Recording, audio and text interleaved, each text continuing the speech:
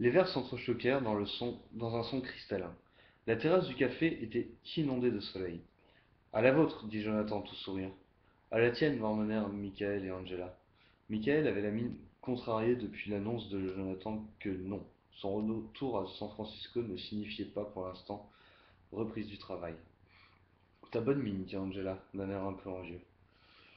Je ne sais plus qui est l'idiot qui a dit le travail, c'est la santé. Depuis 2 jours, Jonathan était sur un petit nuage. Ses discussions avec Margie l'avaient enthousiasmé, lui redonnant le goût de vivre. Il voyait désormais le monde autrement, et la vie lui donnait le sentiment de participer à une aventure mystérieuse, unique, extraordinaire. Il ignorait certes pour combien de temps, mais il savourait désormais la magie de chaque instant. Dès que son regard croisait celui de quelqu'un d'autre, ou se posait sur une fleur, une plante ou un oiseau, il avait envie de sourire. T'as pourtant l'air d'aller mieux, dit Michael d'un ton de reproche. Oui, je vais bien. Michael but une gorgée. La croissance du cabinet a sérieusement ralenti depuis ton départ, dit-il. Jonathan observa ses associés en souriant. Son regard alla de l'un à l'autre, les traits de leur visage, leurs expressions, leurs yeux, les moindres mouvements qui les animaient révélaient quelque chose d'eux, de leur vie, de leurs peurs et de leurs espoirs. À travers ces traits, Jonathan parvenait à déceler les enfants que ces adultes avaient été. Ces enfants qui avaient vécu, qui avaient mûri, évolué, mais qui composaient toujours une partie d'eux-mêmes. Cette vision rendait touchant ses associés. Jonathan réalisa qu'il avait rarement l'occasion de les regarder vraiment comme ça. Nos yeux glissent sur les gens sans les détailler, sans leur prêter attention. Ça me fait plaisir de vous voir, dit-il, la mine réjouie. Les autres lui jetèrent un regard oblique. Michael rompit le silence le premier. Tu comptes reprendre le boulot quand? Mais Jonathan restait sur son petit nuage. La vie est... Michael et Angela fixèrent Jonathan du coin de l'œil, attendant la chute. Belle. La vie est belle. Angela croqua un radis. T'as d'autres réflexions profondes comme ça? La vie est belle et on ne s'en rend pas compte. Regarde ce radis que tu manges. N'est-ce pas une merveille? Non, mais regarde-le vraiment. Il mérite qu'on admire sa beauté avant de l'avaler, qu'on le remercie de s'offrir à nous. Les deux autres le toisaient avec un air bizarre, indescriptible. Jonathan inspira à fond, soulevant ses épaules dans un geste d'impuissance à décrire ce qu'il ressentait. Je trouve juste que la vie est fantastique. Et quoi qu'on dise, malgré la crise, on vit une époque formidable. Tu dis ça parce que t'es en vacances, toi, dit Angela. Non, mais regardez, quand on prend un peu de recul, le simple fait de pouvoir s'asseoir comme on le fait là, où on veut, et de pouvoir choisir ce qu'on veut manger, c'est incroyable, non? Qu'est-ce qui t'arrive?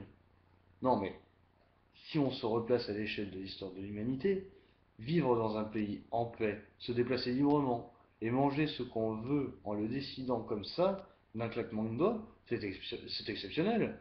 Ça nous semble banal, mais c'est un luxe incroyable. Michael et Angela avaient arrêté de mâcher. Ils fixaient Jonathan d'un regard soucieux. En prenant ma douche ce matin, continua Jonathan, je me disais qu'il suffit de tourner un robinet pour que l'eau afflue. Vous vous rendez compte? Ça aussi c'est dingue. Je tourne un robinet et j'ai de l'eau. Je la veux froide, elle sort froide. Je la veux chaude, elle coule chaude sur moi. Comme ça. Vous réalisez un peu? Ensuite, s'il fait trop sombre, j'appuie sur un bouton et la lumière s'allume. Vaut mieux t'essuyer les mains d'abord, dit Michael. Mais vous réalisez un peu? Un bref mouvement du doigt et on fait venir la lumière. On devrait s'en réjouir chaque fois. J'ai froid, j'appuie sur un autre bouton et ma maison chauffe. C'est pas un truc de dingue quand on y pense? Ces deux associés le fixèrent. Michael, les sourcils froncés, Angela, les yeux écarquillés. T'as fumé quoi? Demanda Michael. J'aimerais bien le savoir, dit Angela d'un ton envieux. Jonathan sourit, but quelques gorgées, puis grignota en silence. Regardez ça, dit-il soudain. Michael et Angela se penchèrent vers l'assiette de légumes crus servie en apéritif avec une sauce au fromage. Jonathan tenait entre ses doigts une tête de brocoli. Approchez, regardez de près. Quoi, dit Angela. Y a un verre? Regardez cette merveille. Chaque tête se ramifie en têtes plus petites qui ont exactement la même structure. Et quand on regarde de près chacune d'elles, on la voit se diviser encore en têtes miniatures de même forme. Il y a une dimension fractale au brocoli.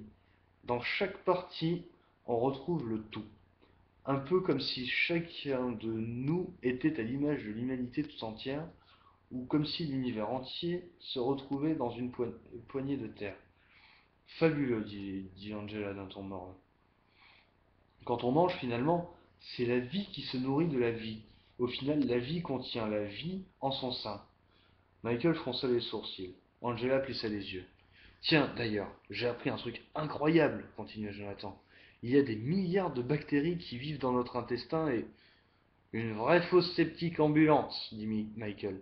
Angela fit la grimace. Et vous savez quoi, reprit Jonathan? C'est elles qui nous fournissent la sérotonine, l'hormone du bonheur. C'est fou, non? C'est grâce à ces bactéries qu'on se sent bien. Angela soupira. C'est quoi ton message?